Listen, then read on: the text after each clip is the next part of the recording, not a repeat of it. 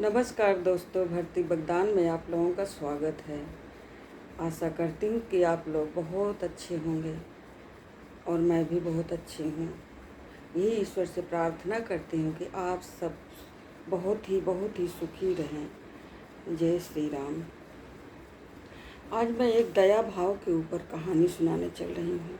आप लोगों को पसंद आएगा तो लाइक शेयर करना दोस्तों। किसी जन के दुख को देखकर मनुष्य के हृदय में जो अनुकंपा का भाव हो जाता है वह भाव दया है। दया दीन दुखी और पीड़ित प्राणी पर ही जाती है।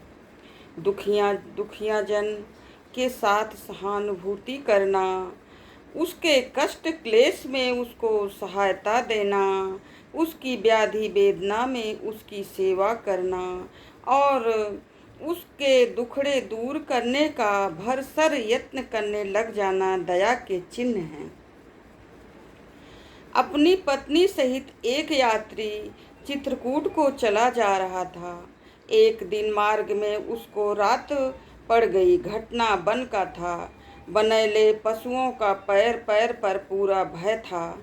शीतकाल के प्रबल प्रभाव ने सब दिशाओं को शीतलहर बना रखा था। ऐसे कुसमय में विषम वन में चलते हुए उन यात्रियों को आधी रात के लगभग एक आश्रम दिखाई दिया।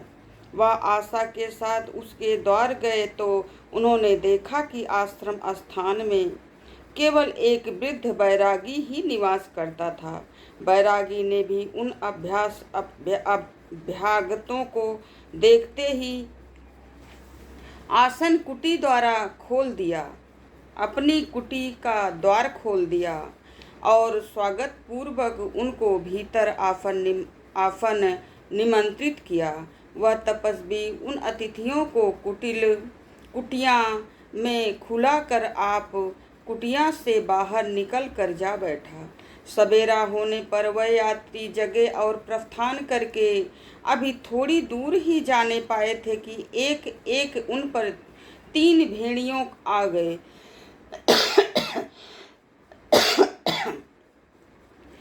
उनकी हाँ पुकार सुनकर वह बूढ़ा बैरागी दौड़ता हुआ वहां जा पहुंचा।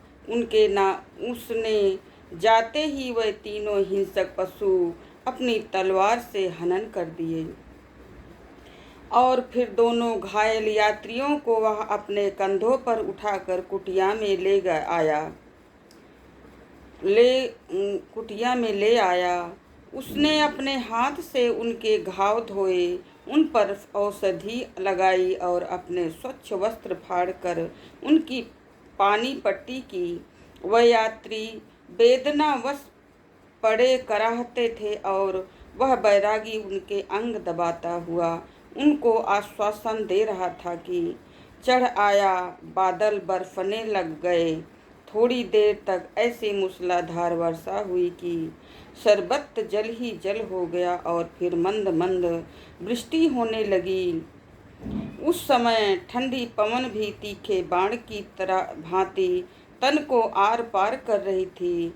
परंतु ऐसे समय में वह बैरागी 2 कोस दूर एक गांव में जाकर उन यात्रियों के लिए दूध मांगता फिरता था। उसके कपड़े पानी से भीग रहे थे, घुटनों तक कीचड़ चढ़ा हुआ था और शीतल वायु बस सारे अंग ठिठुरते जाते थे। पर वह लाठी के सहारे भिक्षाण द्वार पर जाता था।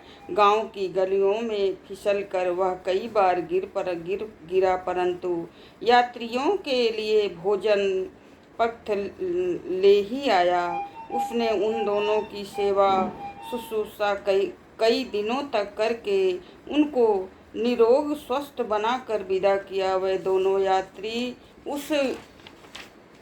उस वृद्ध की अकारण कृपा को अपने अंतःकरण में चिरकाल तक स्मरण करते रहे।